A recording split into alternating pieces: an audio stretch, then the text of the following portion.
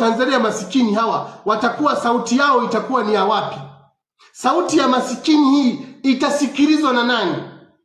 Hakuna mtu anayezungumzia kuhusu sauti ya masikini hawa, masikini ambao hawana mtu wa kuwasemea tena.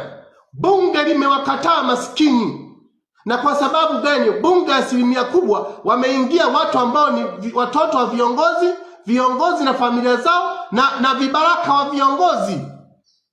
Hawawezi tena kuzungumza kuhusu kuwatetea Watanzania masikini hawa. Hata huyu waziri mkuu anayejisema kwamba ni waziri mkuu wa masikini, sioni ukweli, yani ni uongo tu, anawalaghai tu. Kwa sababu kama angekuwa ni mtu anayejipambanua kwa ajili ya kuwatetea masikini, mambo kama haya ndio alitakuwa kushughulika nayo, ashughulike nayo perpendicular. Lakini hawezi kushughulika nayo kwa sababu naye ni miongoni mwa wale hawawezi, kwa sababu ina maana